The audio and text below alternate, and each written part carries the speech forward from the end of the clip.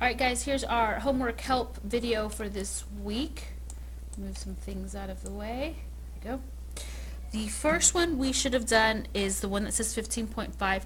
We're doing them out of order. So if you're not looking at this page, then you're not doing the Monday one. You've got them backwards. This one was pretty easy. I definitely want the names of these. These are things you see in the world, but you need to tell me what shape they have. Remember that this one, here's a clue, one of its sides looks like a rectangle. Really easy, give me the name and then tell me how many faces, edges, and vertices are. And if you forget what everything is, remember the face is a solid shape on a shape, on a 3D shape. It would be a solid figure, and then the edges are going to be these straight lines that you can walk on. Remember, you can walk on an edge. Okay, and then the vertices would be these points, and you can circle them to find all of the points. Remember, these are 3D, so you have to almost pretend that you can hold them in your hand. The bottom was a little hard. You had to use the Venn diagram. Remember that everything in this circle matches this, and everything inside of this circle matches this. So if you notice this circle, everything that touches inside this circle is a figure with 6 vertices. And everything in this circle is a figure with 6 faces. So they're a little different. And then the question says, can Amber place a cone or a cylinder in the diagram? So pick, can she put a cone or a cylinder in this circle or in this circle? And then tell me why. Okay? For Tuesday's homework, you had 4 pretty big questions.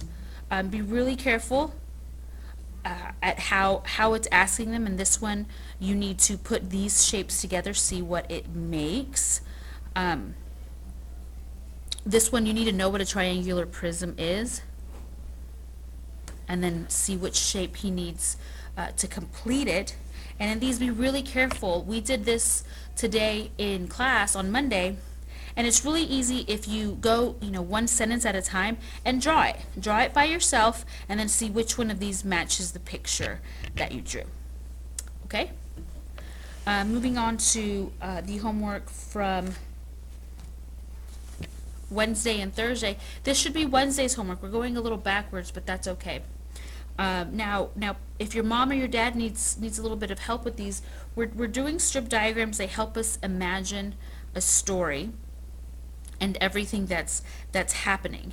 And so what we do a lot is we know that in a story there's parts to it. Just like we do in reading, there's beginning, middle, end. Well, in math there's a beginning, a middle, and an end too. But we have to figure out which piece is missing, and the piece that's missing is going to help us find the answer. And so when we subtract, we have to notice that things are not the same, and that makes us find difference, find subtraction. Remember that subtraction means that you have something, okay, and maybe this something is in 3 parts, and you know this total. You know that this is like 100, and they tell you that this is 30, this is 30, and this piece is missing. Because there's a piece missing right here, we would subtract, okay? Because together this is only 60, but remember, if I'm here at 60, I'm trying to get to 100. So if I'm at 60 and I'm trying to get to 100, if I subtract them, I'll figure it out. And I take 60 away because I don't need these anymore. So I take those out with subtraction, and I actually figure out that this must be 40. So make sure that for all of your questions, you're drawing something that looks like this, or something we did in class, not just the equation, not just the numbers. I want to see how a picture would match it. If you look at the first one, our question is, how many more visitors were at the art show on Sunday than on Friday? Well, in class we know that when we have how many more, we're going to subtract, and see how they told us that's what we're going to do.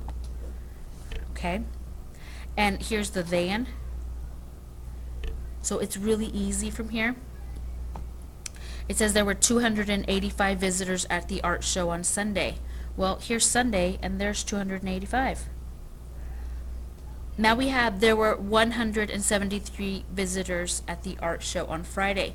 Because Sunday and Friday are two different numbers, or two different days, we would use two different numbers and two different boxes. And then they're asking how many more were on Sunday than on Friday. You see that these aren't the same. And because they're not the same, we would have to subtract. Okay? And so then we could definitely just plug in the numbers. You do the math, figure it out, and tell me what the answer is. Okay? For the bottom ones, you're going to need to use this chart for 2, 3, and 4. Down here, you're going to write your own problem. It says write a subtraction word problem using these numbers, okay? Make sure that it's subtraction and you're not just saying, what's the total of fruit that they sold? Because that would be adding. And we definitely want something that has subtraction, okay? Back here, I'm going to kind of work one with you guys where we're going to use the other strategy, which is number line strategy. And sometimes this is the one that helps people a lot. So if we look at number 5, our question is, how many points does Carl score? I know that this is the guy I'm looking for, Carl. And I want to know how many points. So there I am, so I don't forget. Okay. Well, the first sentence says that Jenna scores 87 points. So if I had a number line, it would go 0 to 87. And this would be for Jenna. Okay? Then it says Carl scores 35 fewer points than Jenna. Well, if Carl did fewer, fewer means less or smaller. So if I want something smaller, I need to go backwards. I need to go backwards 35. So I need to take away 10, 20, 30, 35. And this is where Carl would be. Well, since I'm going backwards, I know that I need to subtract. So I would have 87 minus 35 because I went backwards on the number line. And so if you do this math, you will find the answer. You decide which strategy you like more.